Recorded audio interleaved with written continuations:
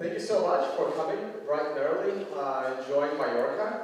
My name is Vays. You can find me on YouTube, also Twitter as Vays. I was a former Wall Street and I quit around 2015 to join the crypto space full time. I am not going to talk much about myself. You can just find me online. It's a quarter after. It's a 45-minute presentation, but I will get it done in 30 minutes. I will try to speak fast. I hope everybody could, it's like I think there's presentations in like 4 languages here during the conference, so I'll try to speak fast in English. This presentation is going to be about Bitcoin, about the economics of Bitcoin and why it's important, and the concept of a blockchain. Let's go to the very beginning. You can see the backdrop is the price history of Bitcoin. That is our price history of Bitcoin up to the present time at about $4,000. Let's go to the very, very beginning. What is Bitcoin and, by default, blockchain? In Satoshi's white paper on the very first page, it says, digital signatures provide part of the solution, but the main benefits are lost if a trusted third party is still required to prevent double spending. We propose a solution to the double spending problem using peer-to-peer network. The network timestamps transactions by hashing them into an ongoing chain of hash-based proof of work, forming a record that cannot be changed without redoing the proof of work. The word blockchain did not exist in Satoshi's white paper. The word blockchain comes from a comment in the code. We will get to that later in the presentation. But the whole point of it was to solving the digital double spending problem. How to send digital data and lose possession of that data. Also notice Adam Back is listed as a reference in the paper, who is the CEO of Blockstream, trying to help build the Bitcoin code. We'll mention Hashcash a little bit later. So how does Bitcoin get popular? Well, in late 2010, it was suggested by an early core developer at the time that WikiLeaks should accept Bitcoin for donations in order to keep their servers functioning. WikiLeaks was, of course, sharing confidential government documents. That's when I first heard about Bitcoin. Satoshi did not like this idea. He thought it would bring too much attention to Bitcoin, and it may not be ready to handle not only the attention, but the technology side of this kind of attention as well. WikiLeaks did not start accepting Bitcoin until 6 months later. A few months after that rumor that WikiLeaks would accept Bitcoin, Silk Road launched, and Silk Road started making Bitcoin popular as people were using Bitcoin to buy substances on the internet. Silk Road became very popular in the summer of 2011 when a US politician got very, very mad at Silk Road, went on TV, and in a 34-second video, managed to do a tutorial on how to use Tor, how to use Bitcoin, and how to buy your drugs online. It was an amazing feat that I cannot even achieve because this presentation is 30 minutes, and he was able to teach you how to use Bitcoin in 30 seconds. Let's just say Bitcoin, yes. Thank you, Chuck Schumer. That helped drive Bitcoin to the price of $30. And then we had our very first major crash as the price of Bitcoin fell all the way down to $2. So those were the very first use cases of Bitcoin. This concept of censorship-resistant value transfer. The ability to transfer value without permission. And that is a very key property of Bitcoin, though I believe not the most important property of Bitcoin. The most important property of Bitcoin, I believe, showed up in March, April of 2013. This was what got me very, very interested in Bitcoin, and I ran out and bought my first Bitcoin. These were the events of Cyprus, not very far from here, when Cyprus banks shut down and 50% of everyone's money above 100,000 euros was confiscated by the government. And this is where I found Bitcoin to be very, very critical, because the property of Bitcoin that I find most important is the fact that Bitcoin is unconfiscatable. And it's so interesting, this concept of being unconfiscatable, is that, here's one more example of unconfiscatable. In the United States, in 2014, law enforcement confiscated more wealth from people than criminals stole from people. So forfeiture, civil asset forfeiture, of where police get to take your money without accusing you of a crime, was greater than the amount of burglaries of people that, you know, broke into your house and robbed other people. And again, this is the property of Bitcoin being unconfiscatable. It's actually amazing. About 9 months ago, I was able to get unconfiscatable.com, and I have a conference called Unconfiscatable, because this word did not exist. Why did this word not exist? Because prior to Bitcoin, humans had never had anything that was unconfiscatable. So there was no reason for this word to exist, but now it does, okay? So this is absolutely great, and I think that is the biggest power of Bitcoin and the blockchain that the majority of the world have not yet figured out. Now, it's easy to say that Bitcoin is unconfiscatable, but then you read incidents like this, because when Silk Road got shut down to the by the government, they were able to confiscate 144,000 Bitcoin. How were they able to confiscate something that is unconfiscatable? Well, bad security and bad key management. Okay? So your Bitcoin is only as safe as the efforts you go to protect them.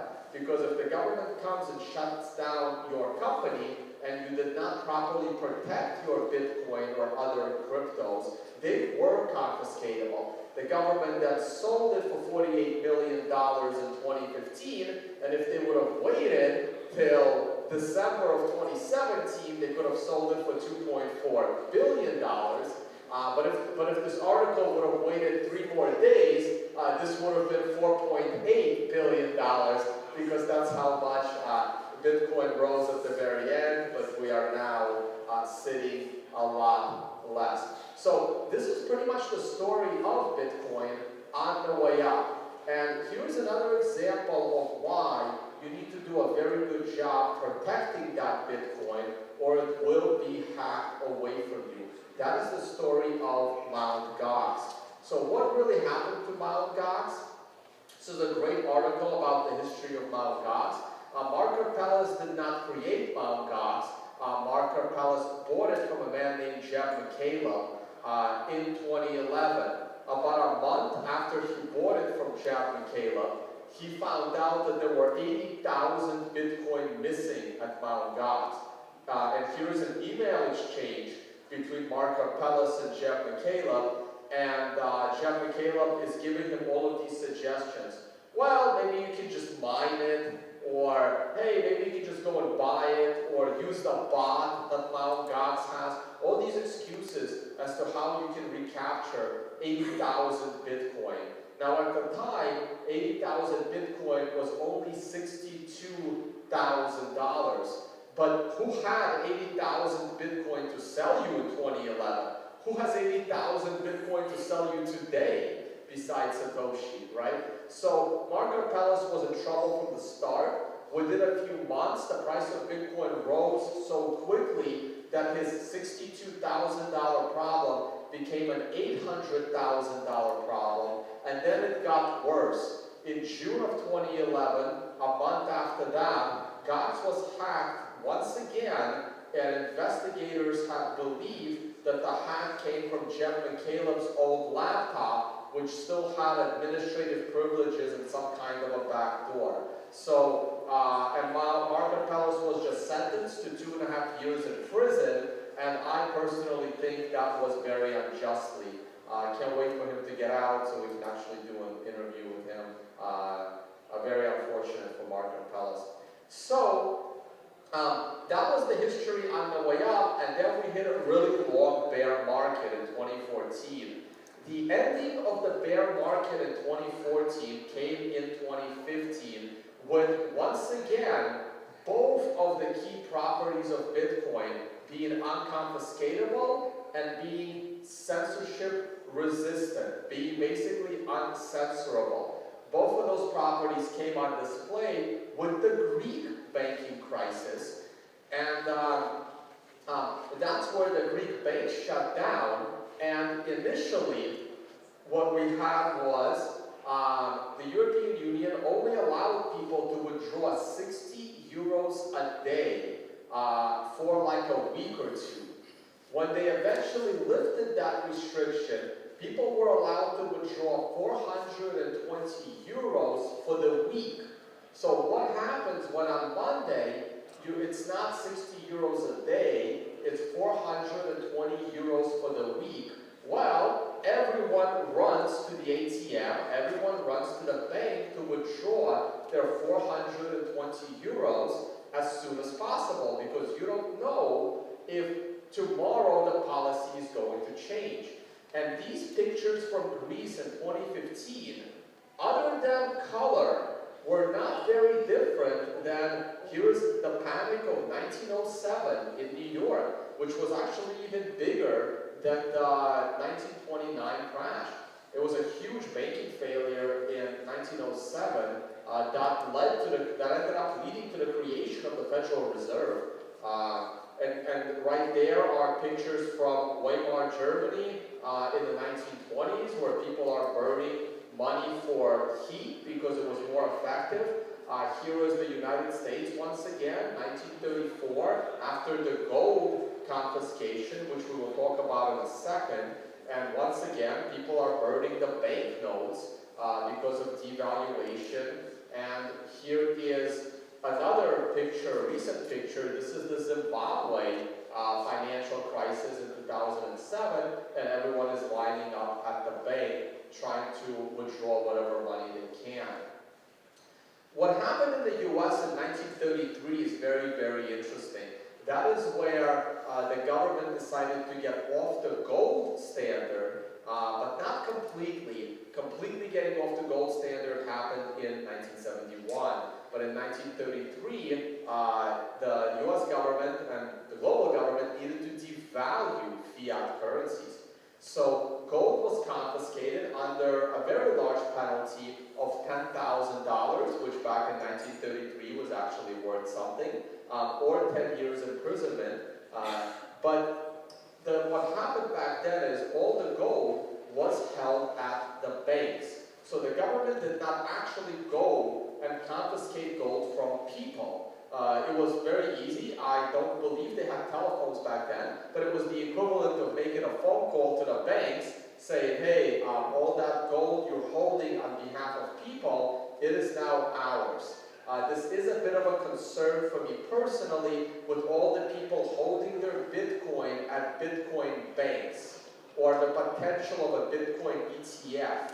When you have a lot of Bitcoin being held by regulated institutions, something like the 1933 Gold Act could repeat in Bitcoin if the majority of the Bitcoin can be confiscated by the government with a single phone call. Though now the situation is a little bit more global than only centered around the US.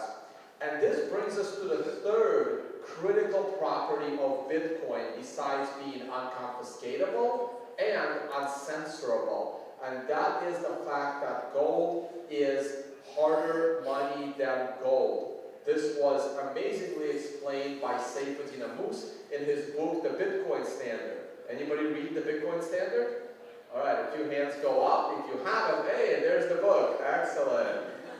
Aaron, bring in the Bitcoin Standard book. I strongly recommend reading the book. It talks about the history of money and what makes gold different. Maybe Seyfuddin's next book will have a slightly different topic, as you can see by the picture on the right. Don't have time to get into that at the moment. Let's read a little bit from the Bitcoin Standard. Here's page 5.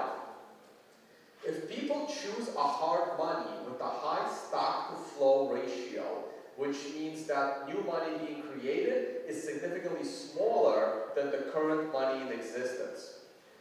As a store of value, their purchasing of it to store it would increase demand for it, causing the rise in its price, which would incentivize its producers to make more of it. But because the flow is small compared to the existing supply, even a large increase in new production is unlikely to decrease the price significantly.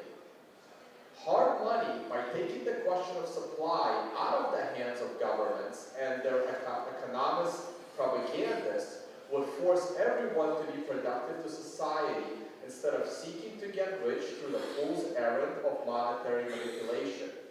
International economic summits are convened where world leaders try to negotiate each other's acceptable currency devaluation, making the value of the currency an issue of geopolitical importance. For every other money, as its value rises, those who can produce it will start producing more of it, whether it's dry stones, seashells, silver, gold, copper, or government money. Everyone will have an incentive to try to produce more of it. Bitcoin is the hardest money ever invented. Growth in its value cannot possibly increase its supply. It can only make the network more secure and immune to attack. And it makes Bitcoin fundamentally different from every other money. This book does an amazing job of explaining why the world needed gold and why the world is better with the gold standard, and why hard money is so important to society.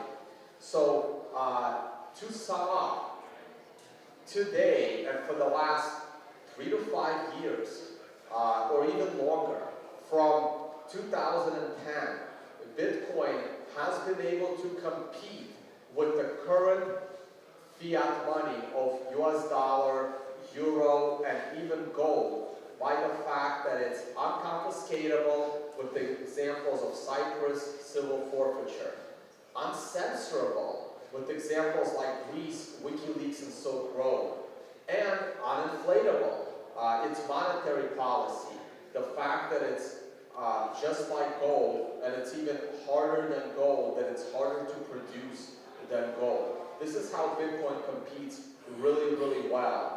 And Satoshi saw that coming when he said the nature of Bitcoin is such that once version 0.1 was released, the core design was set in stone for the rest of time. But this immutability is not a feature of the Bitcoin software, which is trivial to change for anyone with coding skills, but rather grounded in the economics of the currency and network, and stems from the difficulty of getting every member of the network to adopt the same change to the software. This basically explains why you can't just magically increase the block size to be double. You can't just magically say there needs to be more Bitcoin because we need inflation. This is why we have all of these altcoins. Altcoins only exist because people don't miss out on Bitcoin, and they don't believe that Bitcoin can be this global perfect currency. So they try to create their own currency, and they continue to fail one after the other after the other.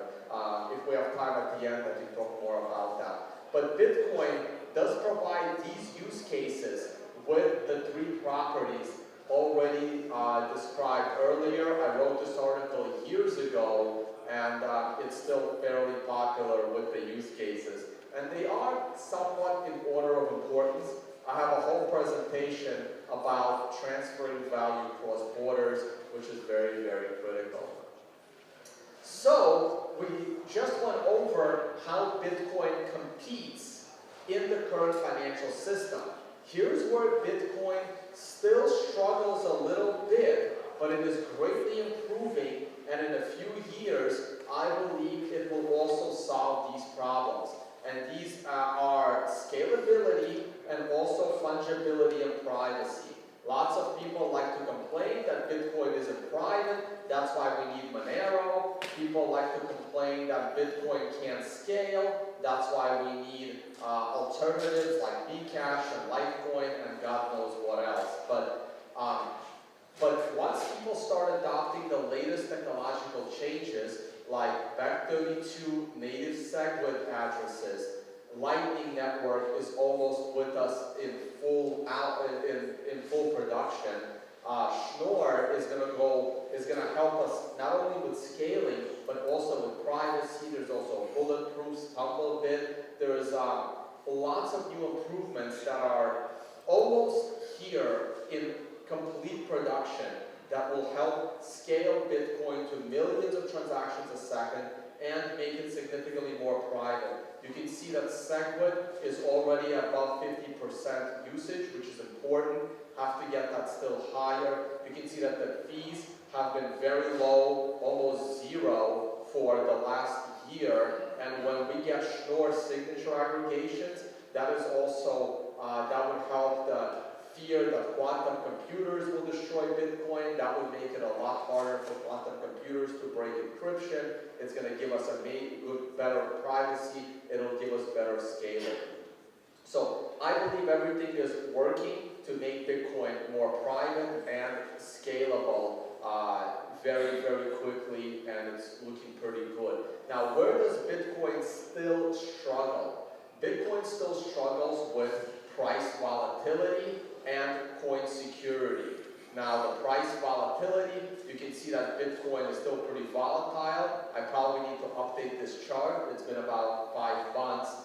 Bitcoin is one of the most volatile assets we have. Not all the time. There are, several months, like right here, where we have, looks like emerging currencies were more volatile than Bitcoin. Right here, looks like oil was more volatile than Bitcoin. So there are times when other classical assets are more volatile than Bitcoin. Bitcoin's volatility over time has been decreasing. Hopefully one day we can get Bitcoin versus the US dollar volatility to be smaller than the euro versus the dollar volatility, which is the blue chart below. However, when fiat volatility hits bad times, it is really, really bad. This is a list of all instances of hyperinflation in the 1900s. These are all the countries that hit hyperinflation in the 1900s. Many of them are Soviet nations that were leaving communism, or nations going into communism. That's how it usually happens. And I got this from a book, and it ended with Zimbabwe in 2007. So I had to manually look for instances of hyperinflation since the year 2000, and I found about 12 of them. So hyperinflation is defined as greater than a 50% devaluation of your currency in a single month. And we can see Ukraine and Russia on here. Argentina had a problem recently. Venezuela's problems have been going on for 6 or 7 years now. Recently we saw Turkey and Egypt have serious issues, and Zimbabwe once again for the second time. So while Bitcoin currency volatility may seem bad versus the dollar or the euro, it's certainly not very bad compared to the entire world and their fiat problems. Here is the Venezuelan hyperinflation, and hyperinflations are political events. Again, don't have time to get into it, but you can see the black market rate knew what was happening as of 2012.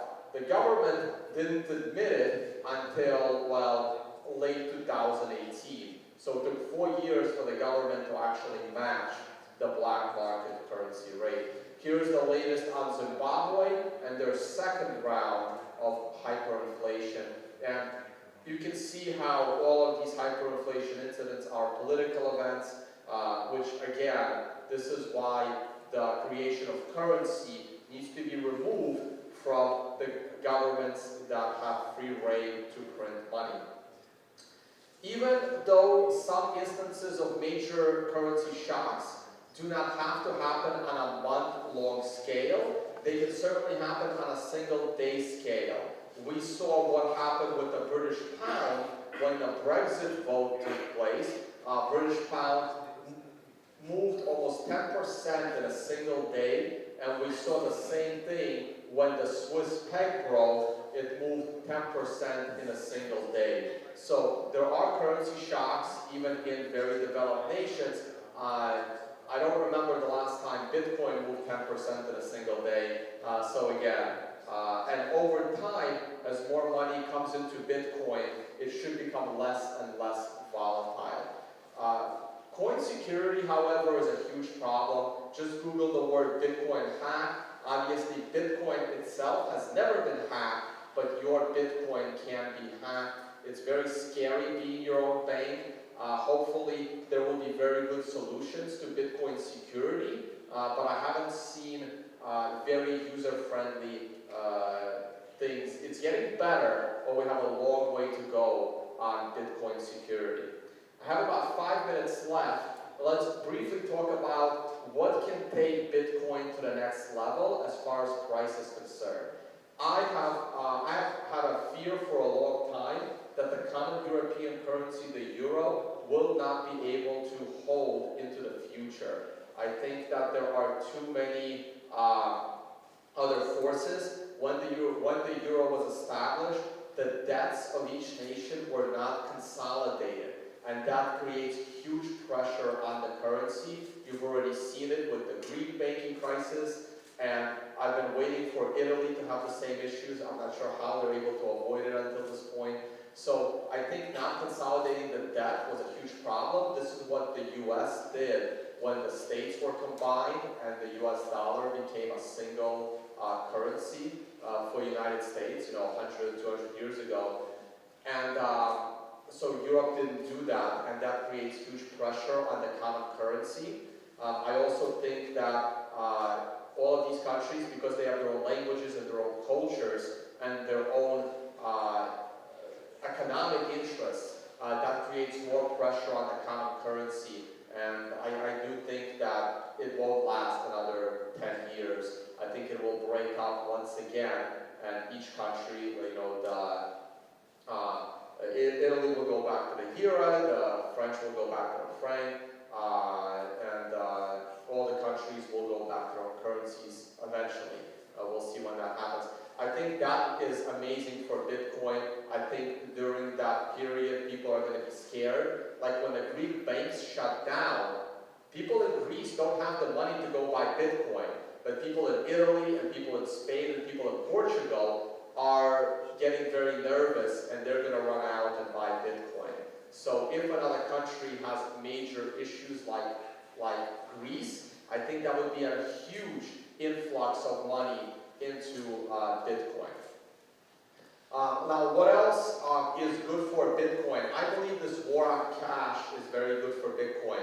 This was an article from Harvard Business Review explaining all the reasons why governments want to eliminate cash. One of those reasons is without cash, you can't have a bank run. All those pictures of people running to the ATM machines can't happen if there's no cash. If there's nothing to withdraw from the bank, there's no bank run.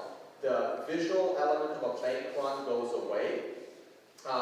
Also, without cash, government can set any monetary policy that they like.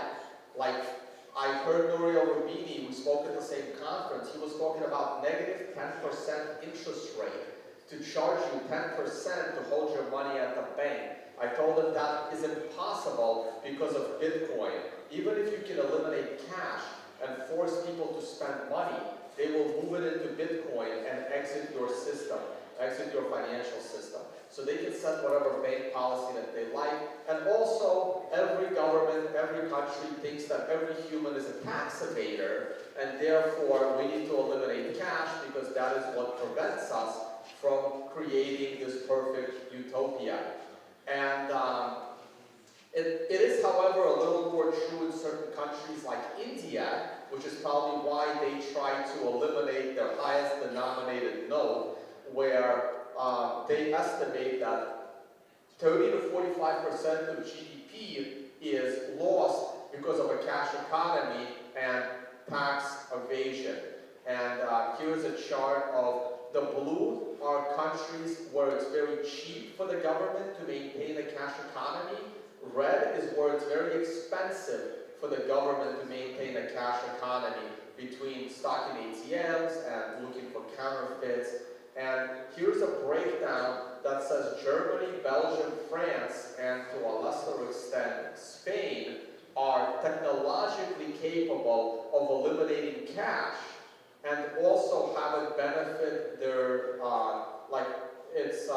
they would benefit the most from the elimination of cash. India would actually benefit the most because it's all the way on the right, but because they're all the way down, they're not technologically ready to eliminate their cash economy. But Germany is best suited technologically to eliminate cash, and they would still benefit quite a bit because it costs the government a lot to maintain cash. An article from France says that you have to provide identification if you're going to spend more than 1,000 euros in cash for French and 8,000 euros for foreigners. In the US, a state made it illegal to buy things from other people with cash. So you can't sell that bicycle for cash. You have to accept check or credit card somehow. And Germany did something crazy as well. They are trying to make you identify yourself for any valuable object. So if you have some kind of a collectible worth over 100 euros, you're supposed to tell the government that you have the collectible. So if you have a $5,000 painting on your wall, the government needs to know about it. And I personally think it stems from their government's understanding of how people hide their assets in time of stress. So if the government knows what paintings you have, what wine you have, what rare coins you have, they can then tax that, or they know who to go after if the government needs your money. So the collectible market will probably be leaving Germany. Again, I got about 2 minutes. Quick word on, people call me a Bitcoin maximalist, but I am very proud of that. I love this tweet by my friend Giacomo Zucco, who is helping me organize a conference in Malta next week, along with Adam Back, where we will teach people how to properly use Bitcoin and understand Bitcoin, called Understanding Bitcoin, and he had an awesome tweet. Bitcoin maximalism, also known as moderate common sense, Bitcoin could maybe succeed, is in the middle of the spectrum, because here are the two other spectrums. Either you're a no-coiner that thinks that not even Bitcoin can exist and no cryptocurrency can exist, that is your Nouriel Roubini, or the multi-coiner that thinks that Bitcoin is so infinitely replicatable that their coin is actually best.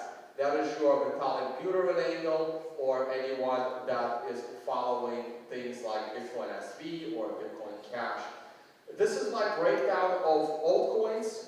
Everything other than Bitcoin can be set through a 4-Venn diagram. I don't have the time to go into it, but you have your proof of work coins like Litecoin and Monero. You have your proof of stake and proof of other crazy ideas.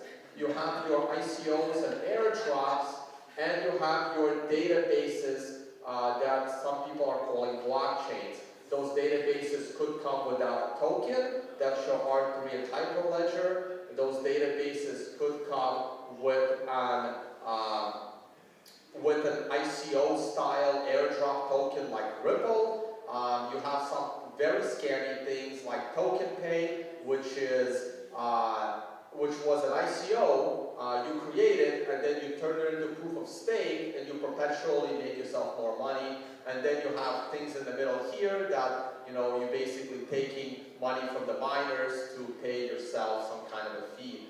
I don't have time to get into it, but the only reason why we have the word blockchain is because Satoshi used that word to describe proof of work. To me, if it's not proof of work, it's not a blockchain, it's just a database.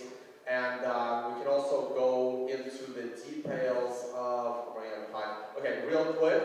Another reason why Bitcoin will succeed, and I believe everything else will fail, here's an email from 2001, and here's what the end of the email says. Personally, I like the idea of Hashcash, Adam Back's work from before 2001 from Satoshi's white paper. If and only if it is structured like a real currency, as opposed to simply proof of work. In the real world, you pay for resources used.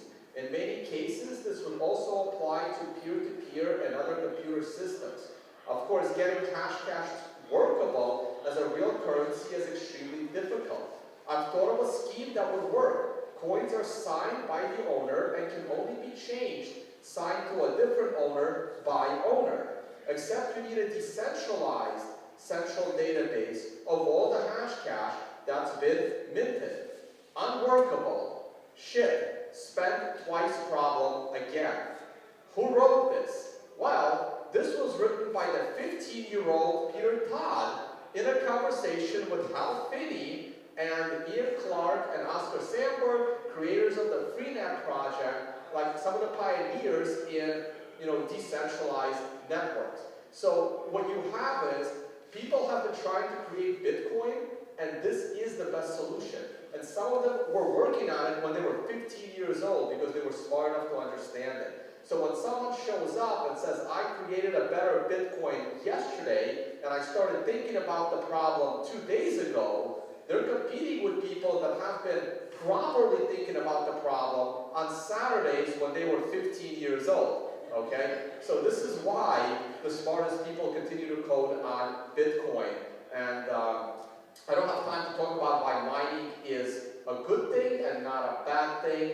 And this is an explanation why Litecoin is not needed, because Bitcoin doesn't need a micropayment. It is infinitely divisible, just like silver is no longer needed as a monetary mechanism, because with current technology, gold has micropayments.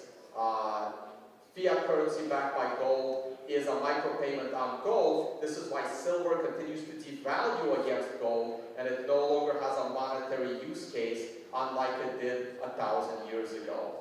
We can also talk about why Litecoin is useless. I have a slide for that, or Monero is useless. I have a slide for that too. But I will end it here. I'm sorry I won't have time for questions, but please follow my YouTube channel and the audio podcast. Just search for Tone Vays. We have a conference in Malta coming up called Understanding Bitcoin, and my other conference, Unconfiscatable, takes place in Vegas. It happened a few months ago. Thank you so much for the invite. Enjoy Mallorca. This was great. And I'll be around all day in case anybody wants to have a little chat. Thank you guys.